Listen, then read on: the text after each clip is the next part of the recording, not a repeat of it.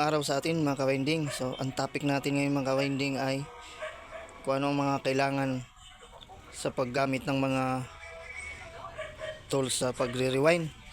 So unang-unang kailangan natin mga ka-winding ay yung winding machine. So pangalawa, itong wire gauge. Tapos yung mylar insulator, paste paper, spaghetti tube, at saka magnetic coil. So ito mga ka-winding, malaki na ito sa dryer at washing yan na gamit ko. So alam mo na naman mga ka-winding kung ano ang mga kailangan ng tools kung marami naman kayo. So madali na lang yan. Tsaka ito mga ka-winding, pang dikdik pagpasok doon sa magnetic coil.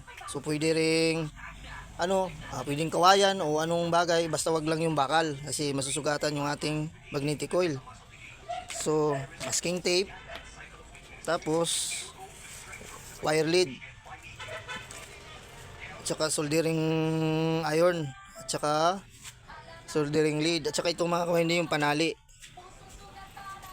So ito lang mga ka-winding, kunti lang ang gagastusin mo sa pagbili ng winding machine. Saka ito mga ka-winding yung pangdukot sa panali. So meron namang nabibili nito mga ka-winding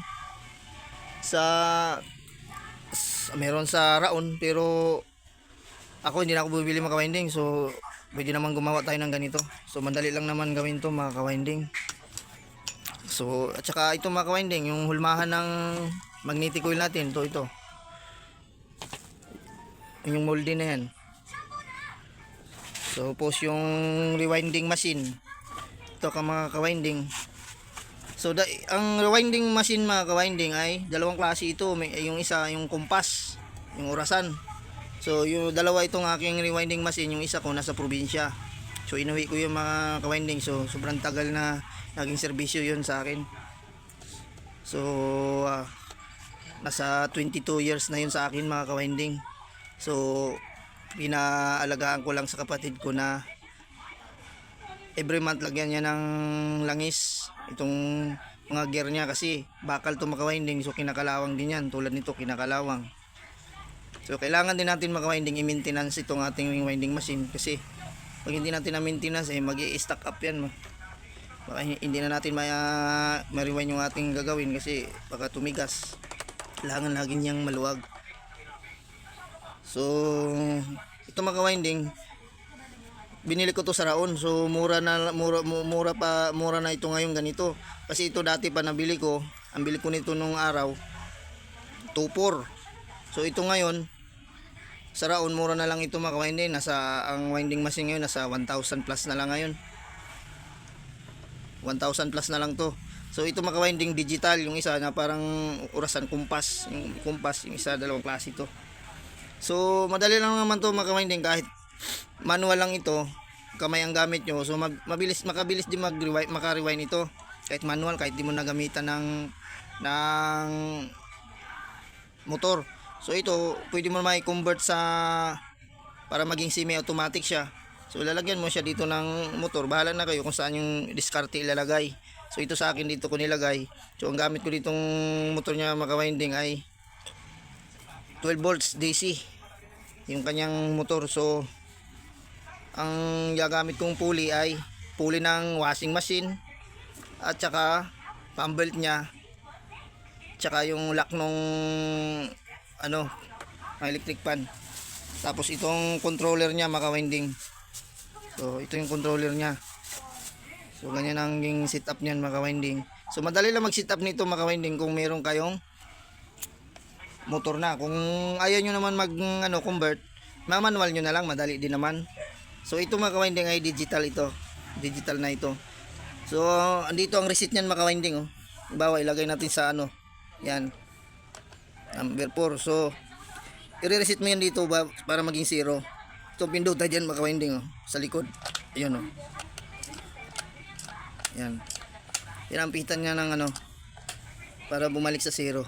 So yan, ganyan lang mga ka-winding. So number 1 lang ang bibili nyo talaga dito, yung winding machine, tsaka yung wire gauge. Tapos yung molde nya, yun ang gagawin nyo. Tsaka itong coil, magnetic coil, bili kayo. Yan. So ito mga kawinding, malaki na to. Masyado kasi ginagamit ko na to sa secondary ng transformer ng amplifier. Yung toroidal type at saka EI core type. Yun mga kawinding. So ito lang mga tools yung mga kawinding. At saka ito, mga kawinding, wire lead. Wala. So ginagamit ko dito ng tester mga kawinding ay analog. Pag ako nagre-rewind. So madali, ito lang ang gamit niya mga kawinding, ang kinakailangan dyan. Ito lang, isa, dalawa, isa, dalawa, tatlo. So ito lang kailangan dyan, sa yung panali. So kahit wala kayong pangdukot ng panali, pwede namang kamay, o basta hindi lang yung matutulis na bagay, na wag lang yung bakal pag pinasok niyo siya dito sa ilalim. So tulad nito mga kawinding, pag ganito may kalawang, so kailangan nyo grinder, yung steel brass ang bala para ito pumuti. Kung meron naman kayong grinder, so kung meron din naman kayong bitch grinder, yung kabilaan ng pwede rin naman. So bala na kayo mga kawinding kung anong diskarte na meron kayong kagamitan. So sa mga ganitong tools, so marami na kayo niyan. So importante dyan, rewinding machine, wire gauge, mylar insulator, paste paper, spaghetti tube, magnetic coil. So ayun lang mga kawinding. So ito lang po ang update ko. So hanggang dito na lang tayo mga kawinding. Kung napadaan lang kayo sa akin channel, so please subscribe at pahit na rin ang notification bell para updated kayo pag may video tayong bago. So salamat po. God bless all sa ating lahat.